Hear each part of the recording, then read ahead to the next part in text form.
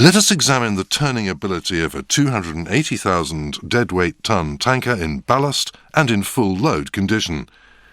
When turning in full load condition, the maximum advance increases approximately up to 1.3 times, and the tactical diameter up to 1.2 times, as compared to turning in ballast condition.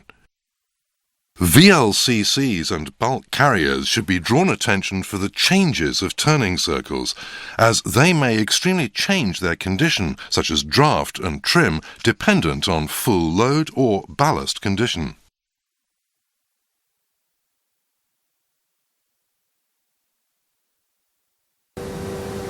When a rudder is deflected while a ship is advancing on a straight path, the ship begins to turn slowly at first, then increasing its turning rate gradually, and finally turns steadily with constant turning speed and turning rate.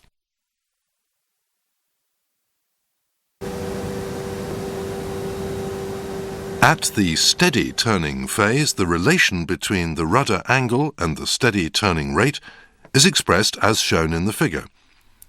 Coefficient K is called the turning index gain, and the time needed for the turning rate to develop into 63% of steady turning rate is expressed as T. Coefficient T is called the initial turning index, time constant. Ship A and Ship D belong to the type that both course-changing ability and initial turning ability are either good or poor, and ships belonging to the above patterns are very scarce. Ship B has good initial turning ability but poor course-changing ability. Fine ships of high-speed freighters such as container ships belong to the pattern. Ship C has poor initial turning ability, but good course-changing ability.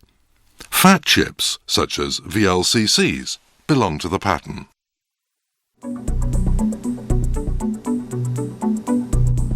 The control of a very large ship will become increasingly difficult when a turning rate has been fully developed with a large amount of rudder deflection. It is important to control the turning rate appropriately by putting over the rudder bit by bit. There is an example of providing an indication of turning rate control where the turning rate should be controlled within 10 degrees per minute for 10 degrees rudder deflection,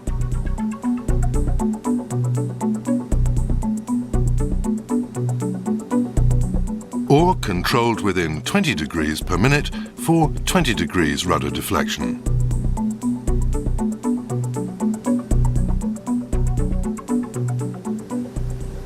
Let us consider a case where a ship is changing its course. Due to the turning lag, it is unable to bring the ship on the intended course-changing path if the rudder is put over when the ship has reached the course-changing point. When changing course, the rudder should be put over before reaching the course-changing point, taking the turning lag into account. The course-changing distance is the distance along the original approach course from the start position of rudder deflection to the course-changing point. The relation between the course-changing distance and the course-changing angle is expressed as shown in the figure. Ship operators are required to acknowledge the elements of turning ability of their own ships, such as the amount of reach, the kicked-out amount on the stern, and the course-changing distance. The following are simulated cases when two full-load 280,000 deadweight ton tankers are meeting on reciprocal courses. In spite of each taking collision avoidance action by hard over helm to starboard, the collision was unavoidable, resulting in contact with each stern. In this case, each has commenced the initial evasive action at the bridge-to-bridge distance of approximately 0.8 nautical miles.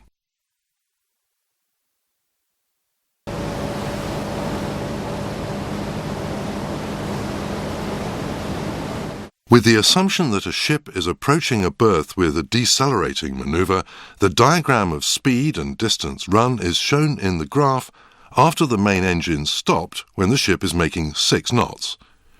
Approximate distance run until the speed is reduced to 2.5 knots after the main engine stopped can be obtained from the diagram, because the ship speed of 2.5 knots corresponds with the critical speed at which the rudder effectiveness is nearly lost. The time elapsed for speed reduction is also shown as a function of displaced weight and distance run. When approaching a berth with excessive speed, an order for full astern is required for stopping the ship. During the maneuver, the discharge flow of the backing propeller from the lower part impinges strongly on the stern plating on the starboard side, which tends to move the stern to port. Eventually, the ship's head turns to starboard, and it will become harder to keep directional control.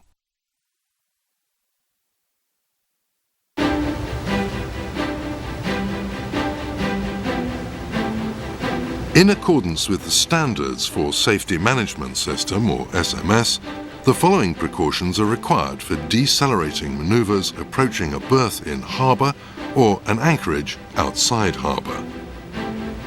The ship's speed should be reduced gradually so as to be suited to the remaining distance. The ship should not overrun the target place. And the ship should be brought to stop with directional control being kept stable. Taking safety allowance into consideration, the speed reduction scheme for VLCCs on approach maneuvers are shown on the graph. In approach maneuvers, it is desirable to maneuver the ship within the speed range of recommendable in the graph, where the function of headway control and directional control are certain to be possible.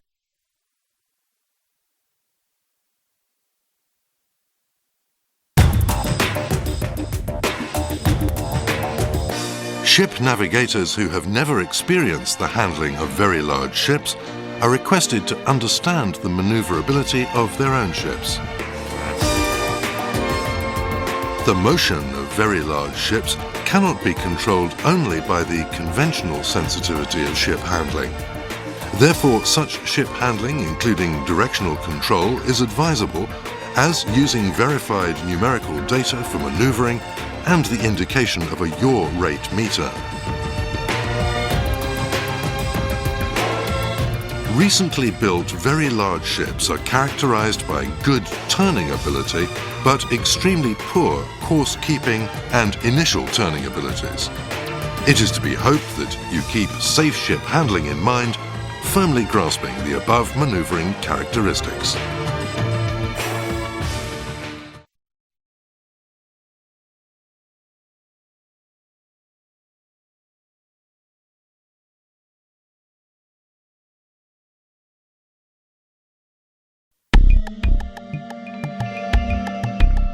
Such ships as represented by a pure car carrier or a car ferry are characterized as a special ship form with high freeboard, having a very large area of the hull and superstructure above water as compared to that of the underwater hull.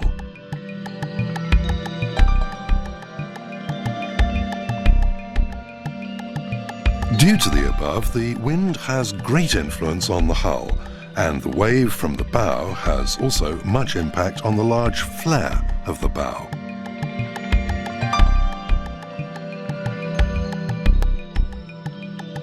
Particularly when a typhoon or a developed low pressure is approaching, there can be the case of unmaneuverability due to the ships being buffeted by strong winds and waves, the degradation of rudder effectiveness by heavy rolling and pitching, and speed reduction by propeller racing that may cause difficulties of main engine control. Besides, incidents of dragging anchor due to strong winds often take place while anchoring. Therefore, it is important for ship handling of PCCs to grasp wind effects and understand the maneuverability limits they impose.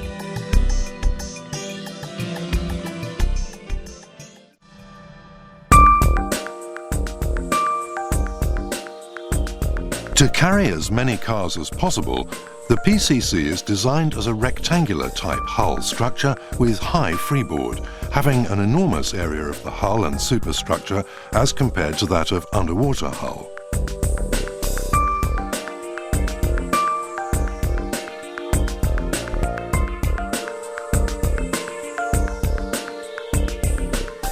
Since the hull form of PCCs is quite different from that of tankers and container ships, PCCs are highly susceptible to wind effects at any time, whether in loaded or ballast condition.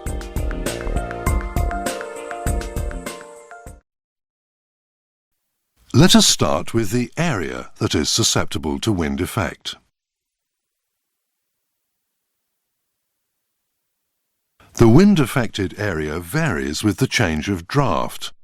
The projection of above water on midship section of the full-sized PCC in recent years has the value ranging approximately from 950 square metres to 1,050 square metres, and that on lateral plane of symmetry from 5,500 square metres to 6,200 square metres.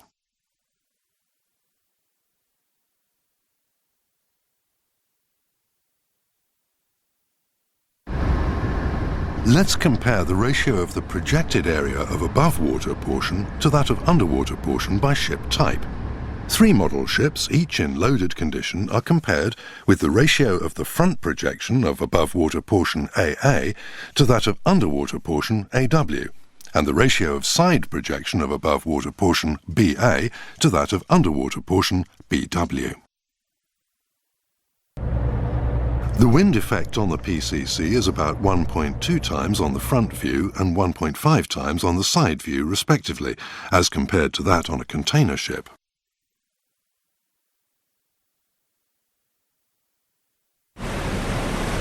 It is also known from the table that the wind effect on the PCC is about 2.6 times on the front view and 3.6 times on the side view, respectively, as compared to that on a tanker.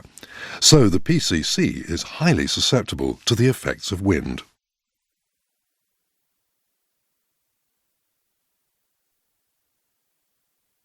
Next, the resultant wind force is examined that has great influence on the maneuverability of a PCC. The wind force acting on each portion of the hull differs according to the shape of the hull and the wind direction. However, ship operators on the bridge deal with each local force as integrated. In other words, this unified force is termed the resultant wind force acting on the working point.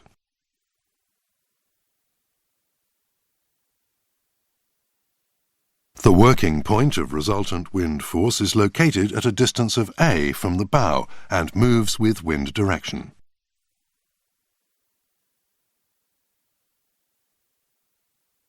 When the relative wind direction is in the direction of the bow, the working point is at the position nearest the bow, moving abaft as the angles of relative wind direction of the bow increase.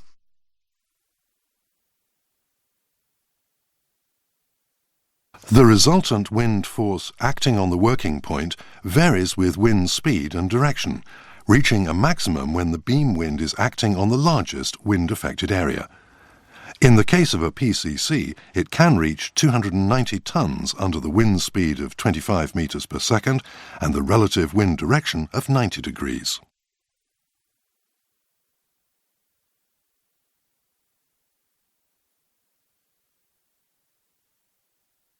Now let us examine leeway.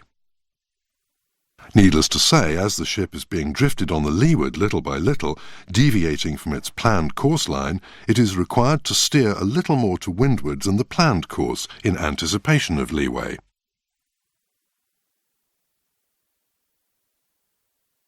Due to the above, when navigating a narrow channel whose width is confined under the influence of wind and tidal current, prudent ship handling is required in consideration of leeway.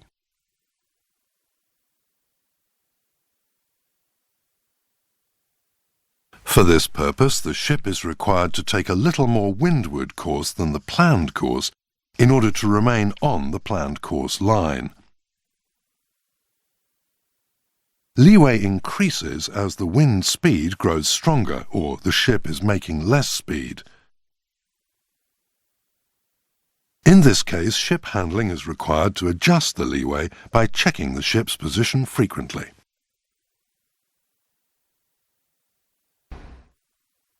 When the wind speed is increasing, or the ship is making less speed, the outcome of the magnitude of leeway with the rudder held amidships is shown in this graph.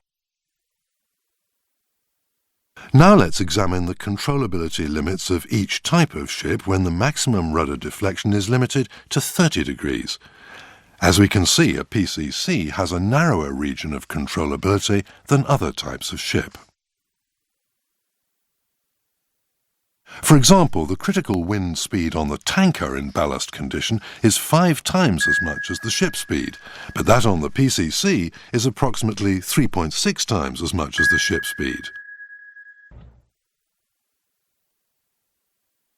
Now let's examine the turning of a PCC under a strong wind.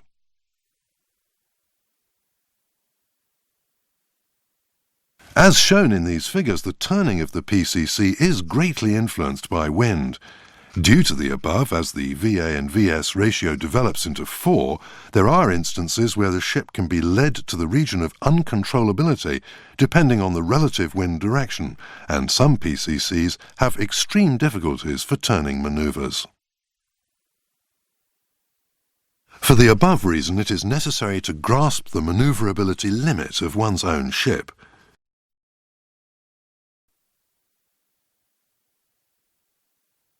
A ship at anchor will swing around the anchored position in the wind, moving as if to draw a figure 8.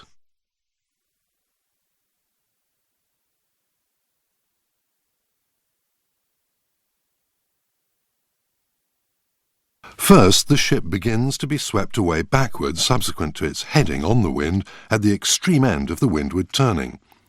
Then, due to the backward motion and the turning moment on the leeward with the heading nearly unaltered, the cable tension greatly increases due to tension by wind force, and that by inertia force by the ship's accelerated motion.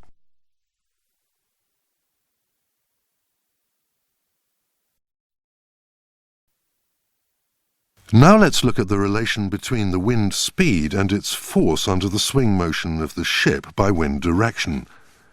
As shown in the graph, when the wind of 15 meters per second is blowing, the wind force is about 8.4 tons with the relative wind direction of 0 degrees. But the wind force increases to about 52 tons with that of 30 degrees off bow. Thus, it is shown that the wind force acting on the hull grows much greater as the angle of relative wind direction off bow increases. According to on-site reports from masters, when the ship is riding to a single anchor, the maximum angle of relative wind direction in degrees under swing motion is reckoned empirically as approximately double the wind speed in meters per second. The safe measure for preventing dragging anchor is how to control the swing motion of a ship while a full length of cable is paid out for the increase of its holding power.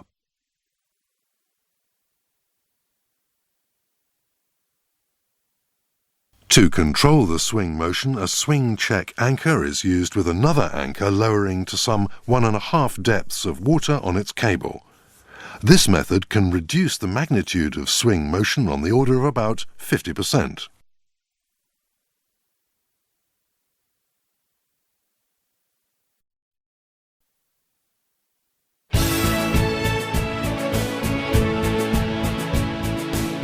As examined so far, because the modern pure car carrier has a disproportionately large above-water hull and superstructure compared to its underwater hull, the ship is greatly influenced by wind force, and there is the extreme danger that the ship may lose maneuverability under its own power and equipment.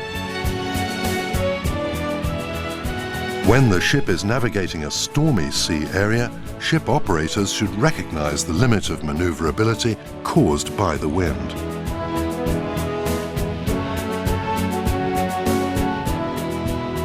It is also important that the early navigation avoidance should be made in ample time. particularly when the ship is reducing